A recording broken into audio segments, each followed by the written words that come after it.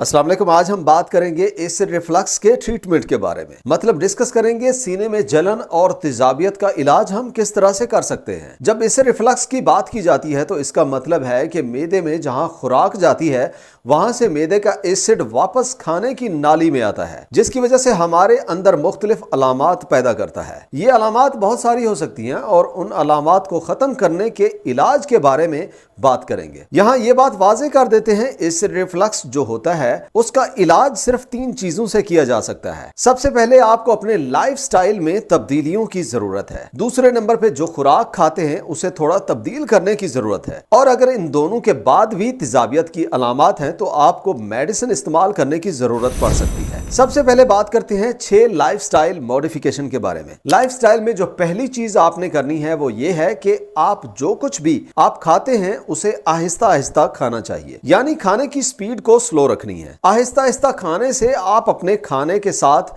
Air swallow नहीं करते, जिससे गैस और ब्लोटिंग नहीं होगी। जो खाना आप खा रहे हैं उसे अच्छे से चबा चबा के खाएं, इसलिए कि हमारा स्लाइवा जो मुंह में एक लिक्विड होता है वो अल्कलाइन होता है, उसकी पीएच ज्यादा होती है, जिसकी वजह से जो हम आहिस्ता और चबा के खाते हैं वो अल्कलाइन ज्यादा हो जाता है। तो जब ये खाया हुआ खाना आपके मैदे में जाता है जहां एसिड होता है वहां पीएच कम होती है, वहां ये अल्कलाइन फूड उसके साथ मिल के एसिड के असर को कम करता है। इसी तरह हमारी मुमकिन तेजाबियत कम हो जाती है। दूसरी लाइफस्टाइल मॉडिफिकेशन ये है, जो आप खाते हैं पूरे दिन में उसका साइज कम करके फ्रीक्वेंसी को बढ़ा दें। मतलब ये कि अगर आप पूरे दिन में सिर्फ सुबह और शाम को खाते हैं तो आपने इसे दिन में 2 की बजाय खाने की मिकदार कम करके 5 बार खाना खाएं। लेकिन इसमें जो सारा दिन 2 दफा जितना खाते हैं उस खाने को कम करने की जरूरत नहीं है। इसका फायदा यह होगा कि मैदे में जो हम खाएंगे उसका वॉल्यूम कम होगा, तो एसोफेजियल स्फिंक्टर या वाल्व होता है उस पे ज्यादा दबाव नहीं पड़ेगा, जिससे जो एसिड है वो खुराक की नाली में वापस नहीं आएगा और तेजाबियत किसी हद तक कम हो जाएगी। और जब आप ज्यादा खाते हैं तो खाने की वजह से मैदा फुल हो जाता है, उससे वाल्व पे दबाव ज्यादा हो जाता है और उसी प्रेशर की वजह से वाल्व खुल जाते हैं, जिससे एसिड हमारे मैदे से खुराक की नाली में चला जाता है और तेजाबियत का सबब बनता है। तीसरी तब्दीली यह है कि अगर आपका वजन ज्यादा है तो आपको अपना वजन कम करने की जरूरत है। वजन कम करने के लिए और बाकी सेहत के लिए जरूरी है आप रोजाना वर्जिश करें, और उसमें एहतियात ये है जिन लोगों को तेजाबियत का मसला है वो लोग खाना खाने के फौरन बाद वर्जिश ना करें। वर्जिश करने के लिए बेहतर है ये है या तो आप खाली पेट हों या 3-4 घंटे गुजर जाने के बाद करें, या फिर ये भी आप कर सकते हैं कि वर्जिश खाने के बाद ही करनी है तो आपको किसी किस्म की सख्त वर्जिश नहीं करनी चाहिए। वॉक करने में कोई मसला नहीं है, वो आप कर सकते हैं। लेकिन अगर आप कोई ऐसी वर्जिश करते हैं जिससे मैदे पे प्रेशर पड़ता है वो ना करें, क्योंकि इस तरह वाल्व खुल जाते हैं और एसिड रिफ्लक्स का खतरा बढ़ जाता है। लाइफस्टाइल की तब्दीलियों में चौथी चीज ये है कि अगर आप स्मोकिंग करते हैं तो वो आपको छोड़ देनी चाहिए, या कोई भी ऐसी निकोटीन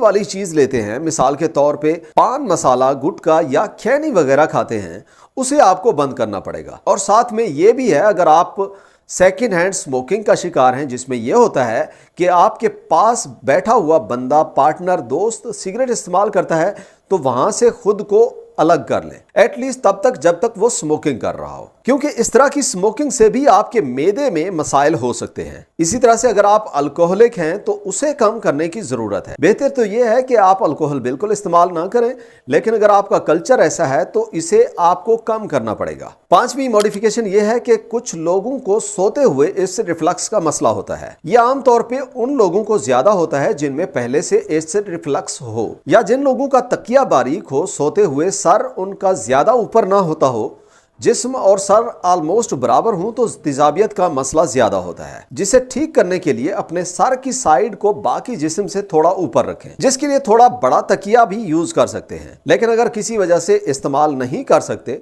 तो सर वाली साइड बेड की थोड़ी ऊपर कर लें। इससे ग्रेविटी की वजह से मैदे का एसिड मैदे में रहेगा, खुराक की नाली में नहीं आएगा और आपको एसिडिटी का प्रॉब्लम बेहतर हो जाएगा। नंबर 6 पे आपको चाहिए आपके खाने और सोने के दरमियान कोई 3 से 4 घंटे का का फर्क होना चाहिए। मतलब आपने जब खाना खाया है तो उससे 3 घंटे के बाद आपको सोना चाहिए, और इसको कोशिश करें जिनको एसिड रिफ्लक्स का मसला है वो एक आदत बना ले। अब बात करते हैं आप अपनी खुराक में कौन कौन सी तब्दीलियां कर सकते हैं जिनसे आपको ये मसला ना हो। पहले नंबर पे आपको चाहिए आप अपने मोबाइल में या कोई पॉकेट डायरी में जो आप खाते हैं उसे लिख लिया करें। इस तरह करने से आपको कुछ दिन में क्लियर हो जाएगा कि कौन कौन सी चीजें हैं जिनके खाने से आपको एसिड रिफ्लक्स का मसला होता है, और खासकर रात को आप जो खाना खाते हैं उसे लाजिम याद रखें। इस तरह करने से आपको उन खानों का पता चल जाएगा जिनसे आपका मैदा तेजाबियत कर जाता है, और नेक्स्ट टाइम आपको उससे बचने की जरूरत है। ये वैसे कुछ दिनों या हफ्तों की बात है। इस तरह करने से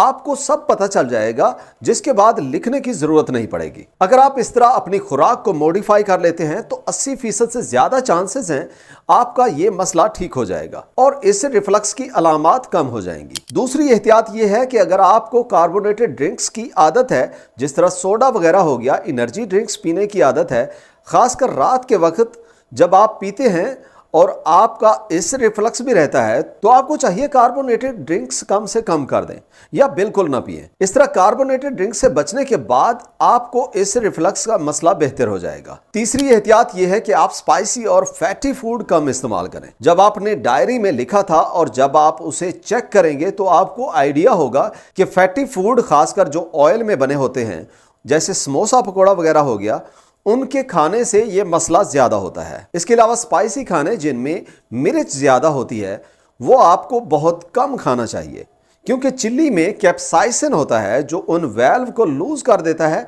जो एसिड को रोक कर रखते हैं। जब वेल्व लूज होता है तो एसिड खुराक की नाली में आता है, जिससे आप में तेजाबियत की अलामात ज्यादा हो जाती हैं। अब जरा इस बात को ध्यान से समझें कि एसिड रिफ्लक्स ज्यादातर आपको फैटी और स्पाइसी फूड से ज्यादा होता होगा। चौथी खुराक में तब्दीली यह है कि अगर आप चॉकलेट ज्यादा खाते हैं, कॉफी या टी वगैरह ज्यादा पीते हैं, या कुछ लोग टोमेटो या टोमेटो प्रोडक्ट्स जैसे सॉस और केचप वगैरह है ज्यादा लेते हैं, तो उनमें एसिड रिफ्लक्स का मसला ज्यादा होता है। तो उन्हें चाहिए कि इन चीजों को अवॉइड करें या बहुत कम इस्तेमाल करें, तो यह मसला बेहतर हो जाएगा। अब आपने अपनी लाइफस्टाइल में चेंजेस की, आपने अपनी डाइट पे ध्यान दिया, 90% चांसेस हैं कि आप इस प्रॉब्लम से बाहर हो जाएंगे। लेकिन अगर किसी वजह से इन दोनों कामों के करने के बाद भी अलामात आपको परेशान कर रही हैं और एसिड रिफ्लक्स हो रहा है, तो फिर आपको मेडिसिन की जरूरत पड़ेगी। और जब भी दवाई से किसी बीमारी को ठीक करने की बात की जाती है तो सबसे पहले ओटीसी मेडिसिन रिकमेंड की जाती है। मतलब ओवर द काउंटर मेडिसिन वो दवाई होती है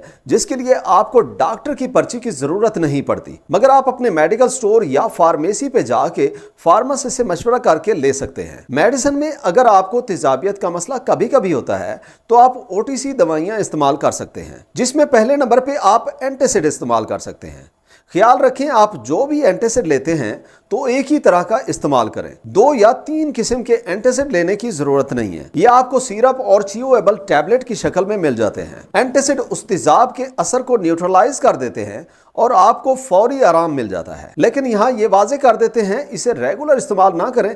मतलब अगर आप हर खाने के बाद इसको पी रहे हैं, ऐसा नहीं करना। जब तेजाबियत हो तब इस्तेमाल करें, लॉन्ग टर्म इस्तेमाल नहीं करना। और ये कोई मुस्तकिल इलाज भी नहीं है। इन एंटासिड में एल्यूमिनियम, मैग्नीशियम और कैल्शियम के एंटासिड इस्तेमाल किए जाते हैं, जिनके फिर हर एक के कुछ न कुछ साइड इफेक्ट्स भी हैं। दूसरी किस्म की मेडिसिन H2 रिसेप्टर ब्लॉकर इस्तेमाल कर सकते हैं, जैसे फेमोटिडीन, निजाटिडीन वगैरह हैं। ये हमारे मैदे की अंदरूनी दीवार पे काम करते हैं। इनके इस्तेमाल से 12 घंटे तक आपको आराम रहता है और 15 से 30 मिनट में आपको आराम आ जाता है। इनके इस्तेमाल से मैदे में एसिड कम पैदा होता है। तीसरी और सबसे ज्यादा इस्तेमाल होने वाली दवाई प्रोटॉन पंप इनहिबिटर्स होते हैं। ये काफी ज्यादा मुअस्सर होते हैं। ये तेजाब बनने के प्रोसेस को ब्लॉक कर देते हैं और ऑलमोस्ट सभी का असर 24 घंटे तक रहता है। इनमें मोस्ट कॉमन मेप्राजोल, एसोमेप्राजोल वगैरह हैं, या जो लेटेस्ट हैं जिनमें डेक्सलेंसोप्राजोल है, जो कि एक ऐसा कैप्सूल है जिसे आप दिन में किसी भी वक्त इस्तेमाल कर सकते हैं। मतलब खाना खाया हो या ना खाया हो,